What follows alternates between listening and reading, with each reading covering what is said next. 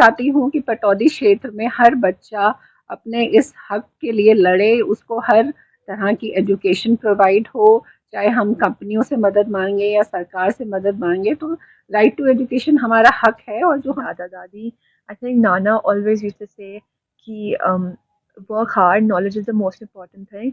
And he had three daughters, and he pushed all of them to move towards higher education.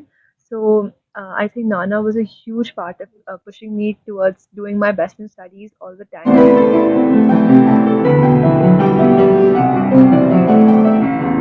My computer science exam was on the 20th of March, and on the 19th of March, I was at my Nana's um, silent at my Nana's prayer ceremony the whole day, and I could not even revise. And also, I wasn't in the best mental state during that time because it did affect me emotionally a lot because I was very close to Nana. But he always, because he always pushed me to study throughout the year, and I did that. I think my past hard work let me pass. शिक्षा पर रहिएगा। अगर आप cycle चलाना अगर आप सीख लीजिएगा तो पैदल कितना ही भागी, साइकिल वाला आदमी कुछ दिन बाद आपसे आगे निकल ही जाएगा। तो इस बात को मेरा निवेदन रहेगा कि इस बात को अपने मन से जरूर निकाल लीजिए कि ज्यादा ज्यादा शिक्षा नाम की कोई चीज होती है।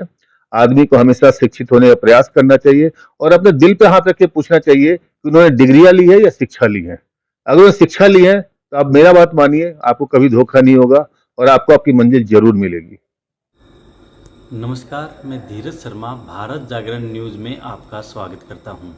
आज हम गुरुग्राम परमेश रंजन, जो कि पल चौधरी के हस्बैंड हैं, उनके घर पर मौजूद हैं, और समीका रंजन, जो कि +2 का जो रिज़ल्ट आया है उसमें हरियाणा की टॉपर और ऑल ओवर इंडिया 6ठे नंबर पर आई है।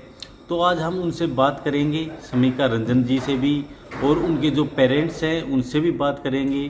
क्योंकि कोई भी विद्यार्थी जब कोई अचीवमेंट पाता है, जब वो उत्तीर्ण होता है, तो उसके पीछे एक व्यक्ति की ही मेहनत नहीं, बहुत सारे लोगों की मेहनत लगती है। उनकी इस सफलता के पीछे किन किन लोगों का हाथ है, और उन्होंने जो बताया था कि भूपेंद्र चौधरी, जो पटौदी से पूर्व विधायक रह चुके हैं, उनकी प्रेरणा लगातार इस परिवार पर, इन बच्चों पर एक संस्कार का काम कर रही है। तो उनके जो विचार हैं, जो बातें हैं, उन सब के बारे में आज हम यहाँ बात करने के लिए आए हैं, ताकि जो पटौदी की जनता है, विद्यार्थी हैं, बच्चियाँ हैं, माता पिता हैं, उनको भी कुछ सीखने को मिले और कुछ उनके जीवन में बदलाव आ सके। आपने जो कामयाबी हासिल की है, इसका श्रेय आप किसे देना चाहेंगे? I think all the credit goes to my family and my teachers. From my family, my parents, my sister, and my grandparents, Nana Nani and Dada Dadi. I think Nana always used to say, "Ki work hard. Knowledge is the most important thing." And he had three daughters, and he pushed all of them to move towards higher education. So I think Nana was a huge part of pushing me towards doing my best in studies all the time. And my teachers at school helped me with each and everything. They were there for me at 3 a.m. in the morning, clearing doubts, and would check 20 past year papers for me without any hesitation. And they have been with me every step of the way. And I think these two entities, my family and my teachers, were my biggest support. Study के दौरान और exam के दौरान क्या कुछ समस्याएं आपको महसूस हुई? I think during my boards, so मेरा फिजिक्स का एग्जाम 6th of March को था, और 7th March को मेरे नाना जी passed away, and I was very very close to him. I think we would go visit them at least 2 3 times every week, and Nana ji and I had a very special bond. So it was very tough for me because I still had one exam left, computer science, which is my main subject. So I had even more pressure to perform well in it. And in fact, my computer science exam was on the 20th of March, and on the 19th of March, I was um, silent at my Nana's prayer ceremony the whole day, and I could not even revise. And also, I wasn't in the best mental state during that time because it did affect me emotionally a lot because I was very close to Nana.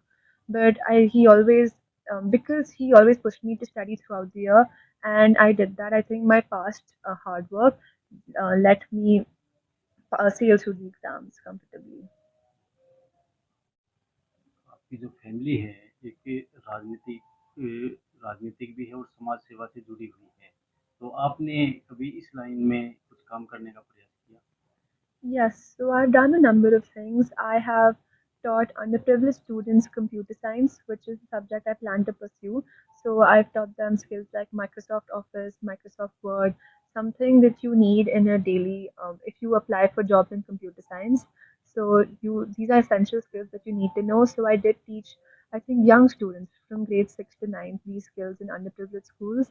Then during COVID, because a lot of families were affected adversely and did not have food to eat. So I love to play the piano, and I participated in this challenge called the Theatre for a Cause challenge, in which every video that you submit of a performance, they donate ration for a month to a family of four who was affected by the pandemic, a blind family of four. So I think these are some of the social efforts that I have contributed towards. आप हरियाणा से हैं और जहाँ पर बेटी बचाओ बेटी पढ़ाओ का slogan दिया गया है, लेकिन आज भी बहुत सी जगह पर बच्चियों का स्कूल जाना मुश्किल है और उस दौरान आप पूरे हरियाणा में फर्स्ट आई हैं। इसके बारे में क्या कहेंगे? I think like the other people who have come first along with me, my friends who have topped the school and the state, they are also girls. So I think it's a complete myth that women are subpar to men. If we provide them with the adequate resources and give them the help to succeed, they will outperform everyone in every field possible. The fact is that we don't support them, we make them stay at home and perform household chores instead of giving them basic education. And if they are not equipped with that, how will they go and find jobs in the real world? If we at least ensure that they have their education till 12th grade and support them to go to college as well, they will be able to find jobs and then work towards improving the state of the entire world. Pearl ji, आपकी बिटिया हरियाणा में first आई हैं और आप पटौदी में एक राजनीति का चेहरा भी हैं। एक बच्चे का जो पहला गुरु है वो उसकी माँ होती है और आपने ये साबित भी किया है और बच्ची ने भी अपनी कामयाबी का श्रेय आपको दिया है। तो इसके लिए आप क्या कहना चाहेंगी कि क्या संदेश देना चाहेंगी माता पिता को भी और अन्य विद्यार्थी जो प्रयास कर रहे हैं? अ, मेरे परिवार में मेरे माता-पिता ने एक बहुत स्ट्रॉन्ग फाउंडेशन रखी है कि हमें पढ़ाने में उनका बहुत बड़ा योगदान रहा है। उसी तरह मैंने भी कोशिश की है कि मेरी दोनों बेटियाँ भी पढ़ लिख कर आगे बढ़ें। तो सबसे पहले ये माता-पिता की ज़िम्मेदारी है कि अपने घर में बच्चों को पढ़ाएँ, उनको शिक्षा में आगे बढ़ाएँ और जो आपके फादर थे वो पटौदी की राजनीति में थे, तो आपको क्या लगता है उनके द्वारा क्या कुछ काम पेंडिंग रह गए जिन्हें आप आगे बढ़ाना चाहेंगे? मेरे पिताजी का राजनीति करने का एक अलग स्टाइल था। सबसे पहले तो वो कहते थे कि सबसे पहले हर आदमी को अपने पैरों पे खुद खड़ा होना चाहिए। इसीलिए उन्होंने हमारे घर पे भी बहुत ध्यान दिया, बेटियों को पढ़ा लिखा के आगे बढ़ाया और उनके कुछ अधूरे कामों में से शिक्षा जो है, वो सबसे एक बड़ा काम था। वो चाहते थे पटौदी की हर लड़की आगे बढ़े। अगर कोई हमारी बहन, हमारी बेटी आगे जाके पढ़ना चाहती है, वो चाहते थे उसमें उसकी मदद करें, विदेश जाना चाहती है, उसमें हम उसकी हेल्प करें या अगर किसी स्कूल में शिक्षकों की कमी है, तो हम प्राइवेट कंपनियों से बात करके आजकल तो ऑनलाइन भी क्लासेस कर सकते हैं, तो वो उस तरह की हम मदद करें। तो शिक्षा में वो बहुत काम करना चाहते थे और उनका ये अधूरा काम पूरा करने के लिए मेरी पूरी कोशिश रहेगी। परमेश जी, आपकी जो बिटिया है समीका रंजन, वो +2 में हरियाणा में टॉप किया है। इस पर आप क्या कहना चाहेंगे? ये बहुत ही मान की बात है जी। और ख़ास करके आप जानते हैं, जिस समाज में हरियाणा में हम लोग रहते हैं, वहाँ पे बेटी बचाओ बेटी पढ़ाओ की बात होती है। और उस नारे के उस जगह पे अगर बिटिया अगर पूरे प्रदेश में प्रथम आती है, तो सचमुच में हमारे परिवार के लिए बहुत मान की बात है। बिटिया ने मान बढ़ाया है, पटौदी का मान बढ़ाया है। और आपके माध्यम से हम पूरे क्षेत्र को बोलना चाहते हैं कि आप भी अपनी बेटी को पढ़ाइए, ताकि वो भी आपका मान इसी तरीके से बढ़ाए। आपकी जो पत्नी पल चौधरी हैं, वो पटौदी में एक राजनीतिक चेहरा हैं और उनके फादर पटौदी से पूर्व विधायक भी रह चुके हैं। तो दूसरी लड़कियों के लिए, दूसरे विद्यार्थियों के लिए और उनके माता-पिता के आप क्या संदेश देना चाहेंगे? आपने जैसे अपनी बच्ची को कामयाब किया है, और बच्चियों को और परिवारों को क्या संदेश देना चाहेंगे?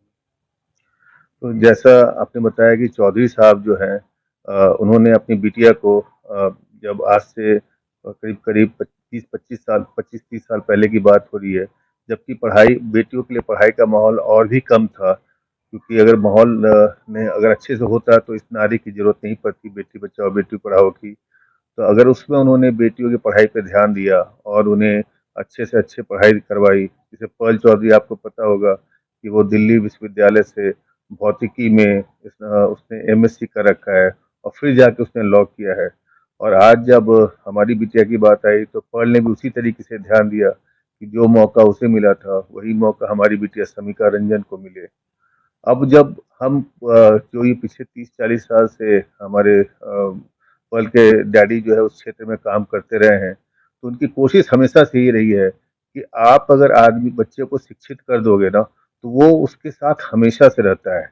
आप इस तरीके से मान लो कि आप एक किसान हो और आपका खेत आपके साथ हमेशा चल रहा है। तो उसी तरीके से एक विद्यार्थी जो शिक्षित होता है, उसके साथ उसका जो दिमाग है, उसकी जो सोच है, वो उसका साथ हमेशा रहती है और मरते दम तक उसका साथ निभाती है। ये सबसे खास बात है। इसलिए शिक्षा पे जो है जोर देना बहुत ज़रूरी है और उसके लिए सबसे आसान काम है, ये सिर्फ़ सरकार की ज़िम्मेदारी नहीं है, ये हमें पहले सोचना पड़ेगा। शिक्षा जो है पूरे समाज की ज़िम्मेदारी है। इसका कहने का मतलब ये है कि आप ये सोचो कि आज जो नई-नई जो तकनीकी खोज आ रही है, आप देखते होंगे नए-नए बच्चे 22-23 साल के बच्चे आते हैं और इतनी नई-नई चीज़ों को निकाल रहे हैं। आप जिस व्हाट्सऐप या इस तरह की जो नई-नई टेक्नोलॉजी आई है या जो फेसबुक लोग यूज़ करते हैं, वो सब 22, 23, 24 साल के बच्चे निकाल के ले आते हैं। तो इन्हीं में से जो बच्चियाँ या जो बच्चे हैं, उनमें से हो सकता है कोई नई चीज़ ऐसी आ रही हो जिसका कि हम अगले 20-25 साल में उसको उपयोग है। आज जो बच्चा पैदा हो रहा है, अगर उसको आप सही तरीके से शिक्षा दोगे, तो आपके लिए हो सकता है वो ऐसी चीज़ लेके आ जाए जो आपको लगेगा ये तो हम तो नहीं कर पाए लेकिन वो बच्चा कर पाया। इसलिए बहुत ज़रूरी है समाज के लिए भी कि सिर्फ़ इसको सरकार पे ना छोड़ें और हर आदमी जो शिक्षित आदमी है पटौदी क्षेत्र में, वो या फिर पूरे विश्व में जो पटौदी से निकल कर के जो बाहर वहाँ पे अपना नाम कमा रहे हैं, अब उनको अपने गाँव से जुड़ना पड़ेगा और गाँव में अपने बच्चों को अपने जो किसी तरीके से जोड़ करके ऑनलाइन माध्यम से लेकर के टेक्नोलॉजी के माध्यम से उनको जो है शिक्षित करने का प्रयास करना पड़ेगा।